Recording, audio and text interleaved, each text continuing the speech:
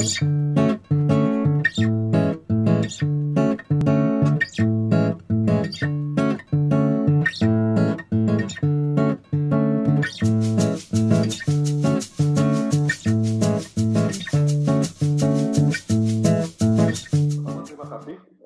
kesempatannya untuk dari teman-teman arsitektur ITB. Selamat sore buat semuanya.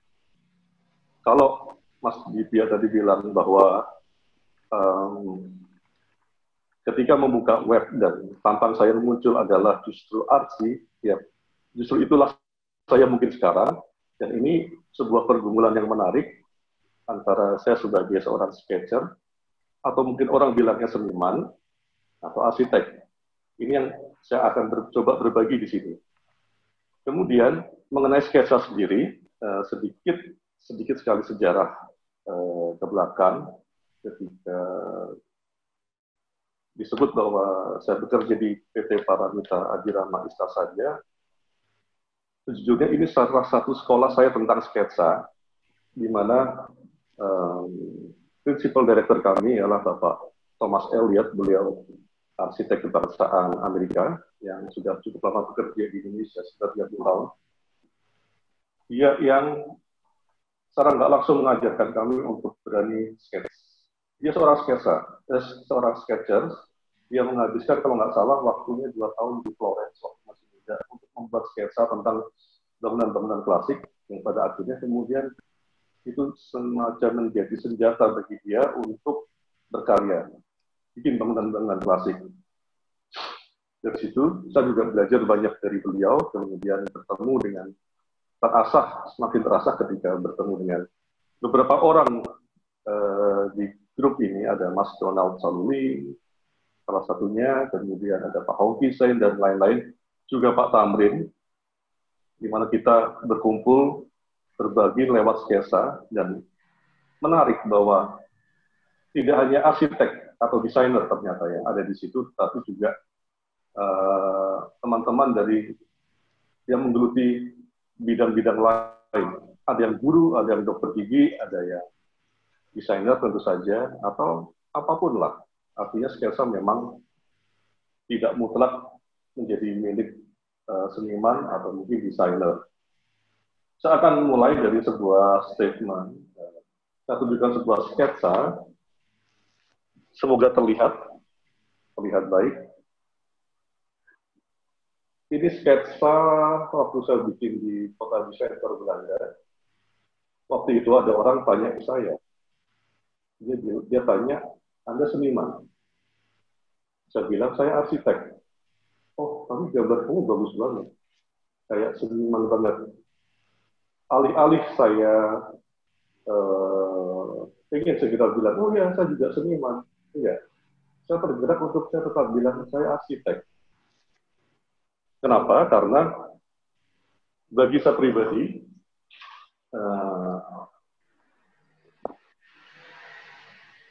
apapun pekerjaan yang saya tekuni, salah satunya membuat sketsa dan berkesenian adalah saya menggunakan pola pikir, cara pandang dan jiwa saya sebagai arsitek. Jadi tidak lepas, meskipun saya sendiri tidak mengerjakan proyek-proyek arsitektur, tetapi cara pandang dan jiwa yang saya miliki sebagai arsitek itu menyentuh ke semua hal, apapun yang saya lakukan, termasuk sketsa. Kemudian saya berpikir bahwa sebagai arsitek, kita juga mesti punya sisi lain selain ketika kita mengerjakan proyek, tetapi kita juga perlu punya ruang lain yang namanya saya menyebutnya ruang refleksi. Apa itu? Di mana kita merefleksikan kehidupan dan cara kita berpikir sebagai desainer, kemudian kita ungkapkan melalui metode lain, selain mengerjakan proyek, kita gali ide-ide liar kita, terlepas dari masalah arsitektur sebagai proyek. Jadi, saya sebagai arsitek, saya mencoba lepas dari arsitektur sebagai yang kita kenal sebagai proyek, mengerjakan proyek dan lain-lain. Tetapi saya sebagai arsitek di sisi lain. Dalam hal ini sketsa sangat membantu saya untuk melakukan refleksi itu, mencari sebuah perjalanan, kalau saya sebutnya. Dengan sketsa saya bisa merekam apapun, ide-ide liar saya, merekam suasana. Kalau di kelompok Urban Sketch atau Indonesia Sketchers, kami memang dilatih untuk berani merekam suasana yang terlihat di depan mata, tetapi jelas juga kita tidak bisa menafsir. Menafsir artinya tidak melulu kita harus menggambar semuanya, seperti Pak Tamrin bilang tadi. Semua harus dirangkum dalam satu lembar kertas, tidak, tapi kita bisa memilah dan menentukan mana yang menurut saya itu menarik. Nah, di situ saya mulai menemukan bahwa saya percaya bahwa sketsa yang saya lakukan itu mempertajam intuisi saya, baik sebagai arsitek maupun sebagai manusia pribadi. Dengan makin lama itu makin menunjukkan karakter saya, simbol-simbol saya. Misalnya yang paling sering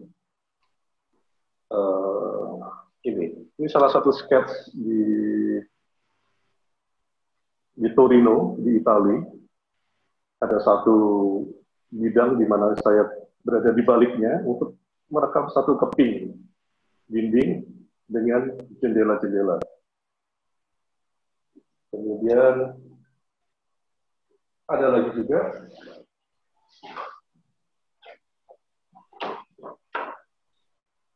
ini di Singapura, juga satu sudut yang tersembunyi, dan saya mencoba melihat ini. Lagi-lagi sebetulnya yang saya bidik adalah ini, jendela-jendela ini. Tidak penting bahwa orang lain mungkin tidak tahu, perlu tahu apa yang saya bidik sebetulnya. Tapi saya percaya bahwa makin lama itu makin menjadi semacam simbol jadi diri saya. Bahkan salah satu teman di sini, Mas Donald Saruling, bisa tahu bahwa ini sketsanya saya. Kenapa? Ada jendela. Memang nggak tahu kenapa saya juga tersentuh dengan namanya jendela pada bangunan. Saya itu kayak mata yang menunjukkan bahwa ada kehidupan di dalamnya. Dan harapan saya memang suatu ketika mungkin saya bisa eksplorasi lebih dalam tentang jendela-jendela itu dalam proyek-proyek arsitektur.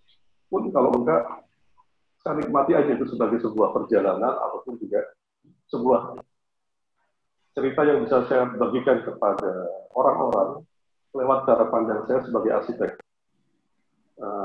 Ada juga misalnya ini di Damrak, Amsterdam, di mana jendela-jendela itu sangat menggelitik saya. Saya tidak peduli mengenai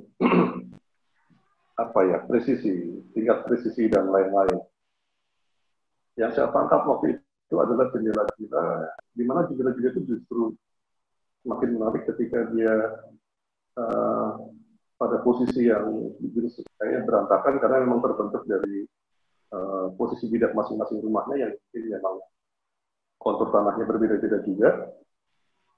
Dan itu yang saya rekam, keramaian di Damrak, Amsterdam. Salah satunya adalah keunikannya di sini. Itu yang saya tangkap, yang saya rekam, saya pikirkan dalam kacamata saya sebagai arsitek. Teman-teman tentu juga punya simbol-simbol masing-masing. Misalnya apapun lah. Misalnya selain jendela, saya juga suka sepeda. Beberapa sketsa saya juga selalu menampilkan sepeda.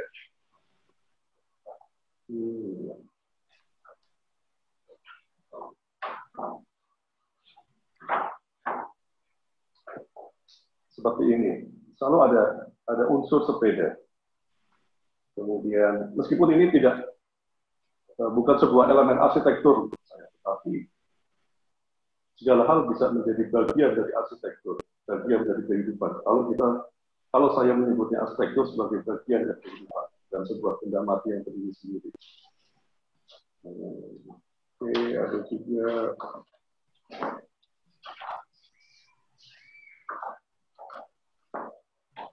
lorong, saya juga suka. Ini juga jendela.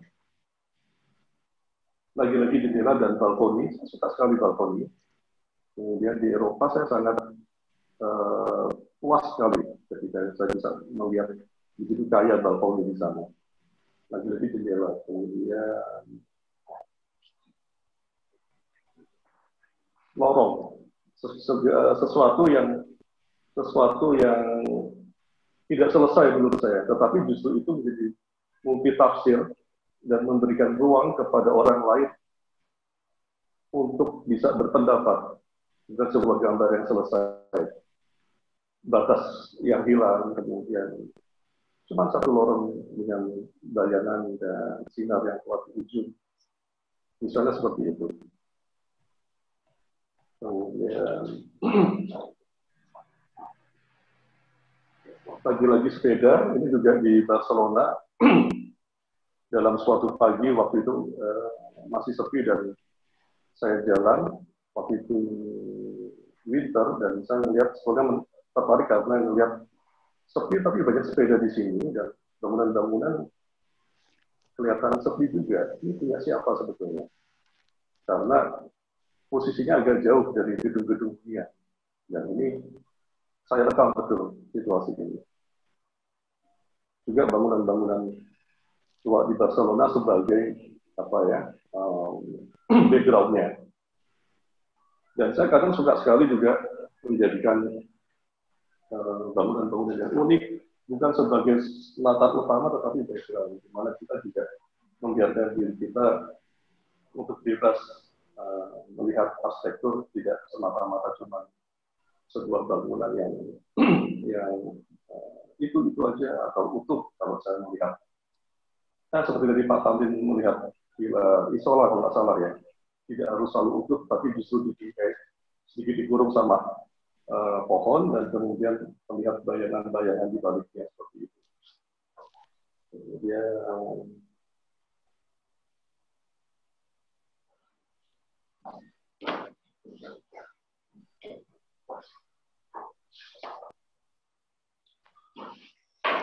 sepeda lagi masih di Belanda juga, meskipun kecil, tetapi begitu mengesankan saya karena waktu itu saat udaranya dingin banget, pemilik rumah ini justru memanggil saya, mengajak untuk duduk di dalam kalau mau menggambar karena di dalam lebih hangat. Peristiwa-peristiwa kecil di balik sketsa, di balik kita berkarya, dan ternyata saya rasakan justru itu yang membuat karya-karya kita menjadi lebih tajam dan lebih bermakna. Ada cerita-cerita yang tidak terencana, dan ketika kita membuka hati dan diri kita terhadap hal-hal di luar yang tak terencana, itu justru menarik.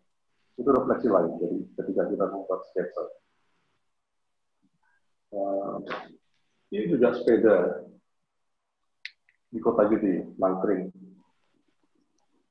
Pemiliknya nggak tahu kemana, dia orang pasar, dia taruh aja itu nggak dicuci, dan dia percaya bahwa itu nggak hilang karena sepeda juga sepeda bagus ya, tetapi ya begitulah kira-kira kehidupan yang ada di situ yang bisa saya rekam.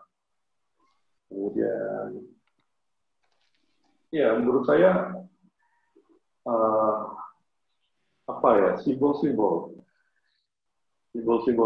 itu ketika kita mencari, mendalaminya, dan kita menemukannya secara tak langsung, nanti akan menjadi semacam tanda juga yang kita letakkan ketika kita membuat sesuatu. Di sini kan tidak hanya arsitek, ada beberapa teman lain yang berprofesi sebagai apapun.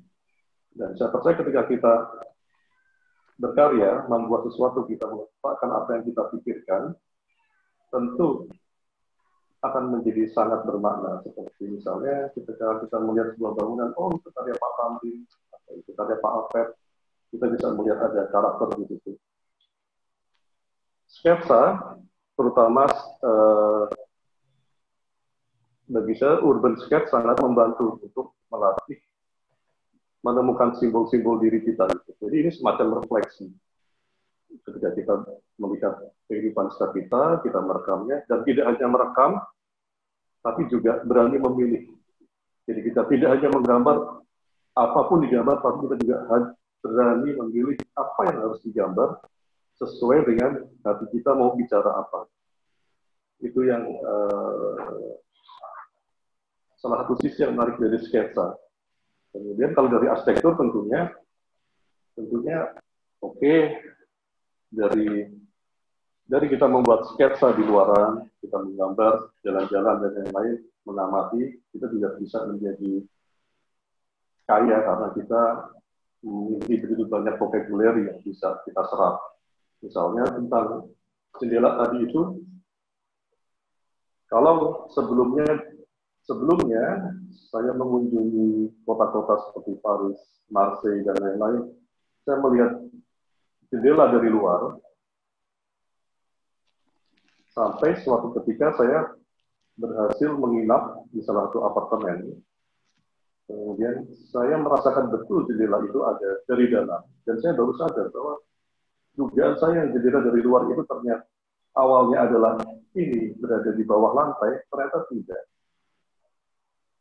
Jadi ini semacam vocabulary buat saya. Karena ketika saya kembali ke Indonesia, saya ketemu teman-teman yang mereka bikin permainan klasik, kemudian kita berdiskusi tentang jendela, dan mereka ngotot bahwa enggak, kalau klasik bagus kalau sampai bawah, karena memang saya bilang enggak juga. Ternyata bahwa bangunan-bangunan klasik di sana juga jendelanya tetangga sampai bawah. Seperti itu, misalnya hal kecil aja, cuma hal kecil aja. Masih banyak lagi yang bisa digali dari sebuah sketsa. Itu menurut saya sebuah diskusi kecil, sebuah paparan kecil dari saya, dan saya rasa cukup, dan saya harap bisa ada diskusi yang lebih panjang dari teman-teman semua. Saya tahu banyak sketsa bagus di sini. Terima kasih, Mas. Terima kasih, teman-teman.